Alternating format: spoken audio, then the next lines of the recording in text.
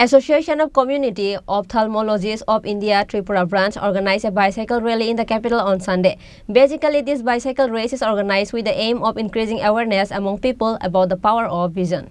A member of the Association of Community Ophthalmologists of India Tripura branch said that today's rally has been organized to create awareness about how to take care of the eyes. Every government hospital in the country has free eye treatment. Eye medicines are available at low cost in the country. অখিল ভারতীয় সামুদায়িক নেত্র চিকিৎসক সমিতি association of community অপথলমোলজিস্টস of ইন্ডিয়ার উদ্যোগে আজ আমরা পশ্চিম ত্রিপুরা জেলায় এক দৃষ্টিরথ যাত্রার আয়োজন করেছি। আমাদের এই দৃষ্টিরথ যাত্রার মূল উদ্দেশ্য জনজাগরণ, মানুষকে জাগিয়ে তোলা।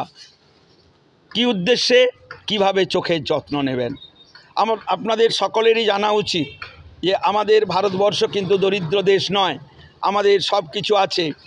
বর্তমান কেন্দ্রীয় সরকারের প্রযোজনায় আমাদের দেশে সমস্ত রকমের চোখের চিকিৎসা প্রায় বিনামূল্যেই সরকারি হাসপাতালগুলিতে পাওয়া যাচ্ছে।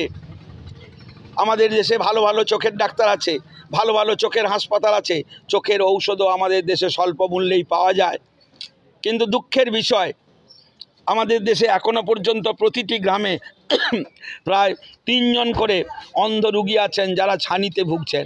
ছানি জানেন না তারা কোথায় গেলে ছানির অপারেশন হবে, কিন্তু বিনামূল্যে সরকারি তরফে ছানি অপারেশনের বন্দোবস্ত আছে।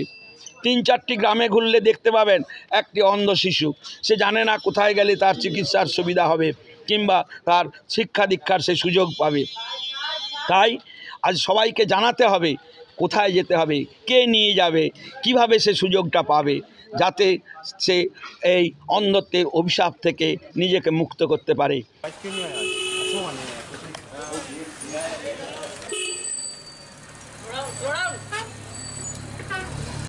Reported by Pranav from Agartala, Chinikhorang.